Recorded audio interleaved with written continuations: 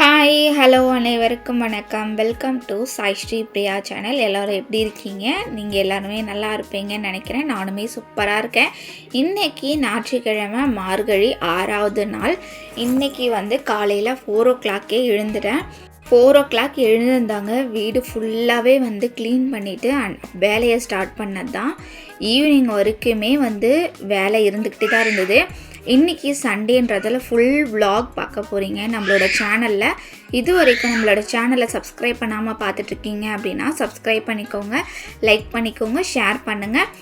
நமக்கு ஒரு ஹைப்புன்னு ஒரு ஆப்ஷன் இருக்குது, ஹைப்பையும் முடிஞ்சால் கொடுங்க. வீடியோக்குள்ளே போயிடலாம் வாங்க. காலையில் எழுந்ததுமே பிரம்ம முகூர்த்த பூஜை இன்றைக்கி 7வது நாளாக தொடர்ந்து பண்ணிகிட்ருக்கிறேன். அதே மாதிரி மார்கழியில் எழுந்து கோலமும் போட்டுட்ருக்கிறேன். காலையில் நல்லபடியாக 5:15 சாமி எல்லாமே கும்பிட்டுட்டேன். இந்த 4 மணிக்கு எந்திரிக்கிறது அப்படின்ருக்கு பாருங்கள், ரொம்ப பெரிய சவாலான விஷயம் எனக்கு. ஏன்னா கொஞ்சம் நாளைக்கு முன்னாடிலாம் நான் எந்திரிப்பேனா எத்தனையோ அட்டம்ப்ட்டு பிரம்ம முகூர்த்த பூஜை நான் பண்ணணுன்ட்டு 2-3 வாட்டி ட்ரை பண்ணியிருக்கேன். ஆனால் சுத்தமாக முடியலை. ஒரு 3 நாள் எந்திரிப்பேன், 4வது நாள் என்னால் எந்திரிக்க முடியாது. உடம்பு முடியாமல் ஆகிடும். வீட்டில் ஏதாவது குழந்தைங்களுக்கு உடம்பு சரியில்லாமல் ஆகிடும். நைட்டெல்லாம் அவங்கள கண் முழிச்சு பார்த்துக்கிற மாதிரி இருக்கும். அந்த மாதிரிலாம் இருந்துருந்து இப்போ மார்கழியில் எனக்குன்னு ஒரு முடிவு எடுத்து நான் கண்டிப்பாக எழுந்திரிக்கணும் அப்படின்னு நினச்சி நம்ம எந்திரிக்கும் போது தான் அதை கரெக்டாக நம்மளால் மெயின்டைன் பண்ண முடியுது. கரெக்டாக அந்த 4 மணிக்கெலாம் முழிப்பும் வந்துடுது. அலாரம் அடித்தாலும் ஆஃப் பண்ணிவிட்டு தூங்குறவங்க நாங்கள், சரிங்களா? இப்போ நான் எப்படி பண்ணிகிட்ருக்கேன் அப்படின்னா, அலாரம் அடிக்கிறதுக்கு முன்னாடியே எனக்கு கண் முழிப்பு வந்துடுது. அதனால் எந்திரிச்சு உடனே நான் தண்ணி சூடு பண்ணி குளிக்கிறதுக்கு, வீடு எதனா துடைக்கணும், ஒரு நாள் விட்டு ஒரு நாள் வீடு துடைச்சிட்ருக்கேன்.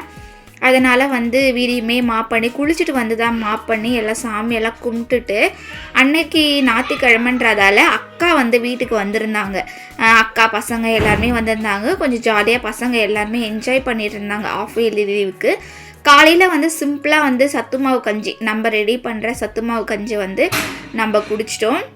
மதியத்துக்கு சமைக்கலாம் அப்படின்ட்டு ஒரு 11 மணிக்கு எல்லாமே சமைக்க ஸ்டார்ட் பண்ணிட்டேன். ஃபஸ்ட்டு அரிசி ஒலை போட்டுட்டு சாதம் வடித்து தனியாக வச்சுட்டேன். இன்றைக்கி நான் ஒரு டிஃப்ரெண்ட்டாக இருக்கட்டும்னு எங்கள் அக்காவை தான் சமைக்க சொல்லியிருந்தேன். அவள் தான் எனக்கு யாராவது சமைச்சு கொடுத்தா நல்லாயிருக்கும், நம்மளே சமைச்சு ரொம்ப போர் அடிக்குதுங்க சாப்பிட்றதுக்கு. அதனால் யாராவது சமைச்சு கொடுத்தா நல்லாயிருக்கும்னு தோணுச்சு. அவகிட்டே கேட்டேன் என்ன செய்யலான்னு கேட்டால், அப்புறமா சரி சிம்பிளாக சாம்பார் மட்டும் வச்சுட்டு சிக்கன் தொக்கு பண்ணிக்கலாண்டி அப்படின்னு சொல்லியிருந்தேன். அதனால் சரி நானே செய்கிறேன் அப்படின்ட்டு அவளே செஞ்சு கொடுத்துருந்தா. ஆனால் நான் அவள் வீட்டுக்கு போனேன்னு வச்சுக்கோங்களேன், என்னை ஒரு வேலையுமே வாங்க மாட்டா. ஆனால் நான் பாருங்கள், அவள் எங்கள் வீட்டுக்கு வந்திருக்கா, நான் அவளை வேலை வாங்கிட்டுருக்கிறேன். என்ன சொல்கிறது பாருங்கள். இப்படி தான் எங்கள் அக்கா பாச மலையில் எனக்கு செஞ்சு கொடுப்பா. நான் அவள் வீட்டுக்கு போயிட்டேன் அப்படின்னாலே எனக்கு மீன் குழம்பு, சிக்கன் தொக்கு என்ன செய்ய முடியுமோ அன்றைக்கி செஞ்சுருவா. ஏன்னா நான் ஒரு நாள் மேக்ஸிமம் இருந்து போனால் 2 நாள், அதுக்கு மேலே இருக்க மாட்டேன். உடனே கிளம்பி வீட்டுக்கு வந்துடுவேன். அதனால் எங்கள் வீட்டுக்கு வந்தாலே அவள் தான் சமைச்சு தரேன் அப்படின்னு சொல்லிட்டு சமைச்சு கொடுத்தா. இன்றைக்கி சாம்பார் தான், எல்லா காயும் போட்டு சாம்பார் வைக்கிறேன் அப்படின்னு சொல்லியிருந்தா. அதனால் கத்திரிக்காய் கொஞ்சம் இருந்தது, கேரட், பீன்ஸு, மாங்காய் இதெல்லாம் போட்டு சாம்பார் வச்சுருந்தா. நம்ம சாம்பார் வச்சா கூட இவ்வளோ டேஸ்ட்டாக வரமாட்டேங்குதுங்க. ஆனால் வேறு யாராவது சாம்பார் வச்சு கொடுத்தாங்க அப்படின்னா ரொம்ப டேஸ்ட்டாக இருக்குது. இவ என்ன பண்ணுவான்னா, சிக்கன் தொக்கு கொஞ்சம் டிஃப்ரெண்ட்டாக இடித்து மசாலாலாம் சேர்ப்பா. அதுதான் சரி வீடியோ எடுக்கலாம் அப்படின்ட்டு எடுத்திருந்தேன். உங்களுக்கும் யூஸ்ஃபுல்லாக இருக்கும் இல்லையா? இந்த மாதிரி தொக்கு செஞ்சு பாருங்கள், அல்டிமேட்டாக இருக்கும். இதுக்கு ஃபஸ்ட்டு பார்த்திங்கன்னா இஞ்சி, பூண்டு, அதுக்கப்புறம் சோம்பு கொஞ்சமாக, பட்டை, அப்புறம் லவங்கம் இதெல்லாம் கொஞ்சம் இடிச்சுக்கிட்டா, அந்த கல்லுலேயே இடிச்சுக்கிட்டா. கூட 2 பச்சை மிளகாய் காரத்துக்காக சேர்த்துக்கிட்டா. இது எல்லாமே நல்லா கொரன்னு அரைச்சி எடுத்துக்கிட்டா.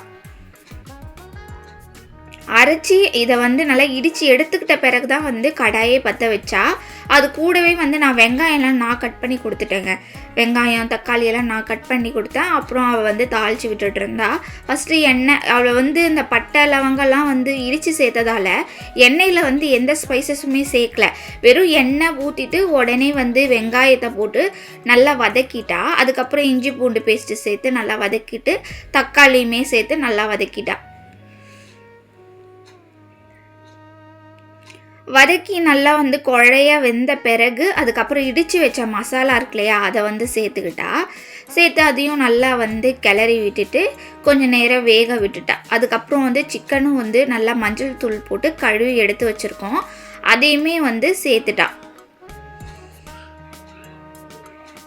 சிம்பிளாக செய்வா, ரொம்ப ரொம்ப சிம்பிளாக செய்வா. ஆனால் அல்டிமேட்டாக சூப்பராக இருக்கும். எப்படி அந்த கை பக்குவம் தாங்க மெயினாக. இவகிட்டேருந்து தான் நான் ஒன்றுத்தையும் வந்து கற்றுட்டு வந்திருக்கேனே சொல்ல முடியும். ஏன்னா வந்து சின்ன வயசுலேருந்தே அவள் சமைப்பா. நான் வீட்டு வேலைகள் எல்லாம் சிலதெல்லாம் நான் செய்வேன். அதே மாதிரி வந்து இப்போ சூப்பராக செய்ய ஆரம்பிச்சிட்டா. சண்டேன்னு தான் பேர், பெண்களுக்கு சண்டே மட்டும்தான் அதிக வேலையாகவே இருக்கும். சிம்பிளாக செஞ்சாலும் சூப்பராக செஞ்சு கொடுப்பா. அதே மாதிரி வந்து சாப்பாடில் அடிச்சிக்கவே முடியாது இவளை. எவ்வளோ பேருக்குனாலும் எவ்வளோ நாளும் செஞ்சு கொடுப்பா. அந்த பக்குவம் வந்து அவளுக்கு சூப்பராக வந்துருச்சு. தண்ணியே ஊற்ற மாட்டாங்க, தண்ணியே ஊற்றாமல் ஒரு அரை கிளாஸ் தான் அந்த இதில் இருந்தது, அது கறியில் இருந்த தண்ணியே தான் நல்லா வந்து சுண்டாக வற்றி வந்தது. அதுக்கப்புறம் லாஸ்ட்டாக கொஞ்சமாக பெப்பர் சேர்த்துட்டு நல்லா வந்து கிளறி விட்டுட்டா. தொக்கு அல்டிமேட்டாக இருந்ததுங்க. சாதத்தில், சப்பாத்தி, எல்லாத்துக்குமே, தோசை எல்லாத்துக்குமே சூப்பராக இருந்தது காம்பினேஷனு. லாஸ்ட்டாக கொத்தமல்லி தூவி அதோட மூடி வச்சாச்சுங்க. அவ்வளோதான். சாப்பிடும் போது தான் வந்து நாங்கள் இதை எடுக்கவே ஆரம்பித்தோம். இதுக்கும் சாம்பாருக்கும் சூப்பராக இருந்தது.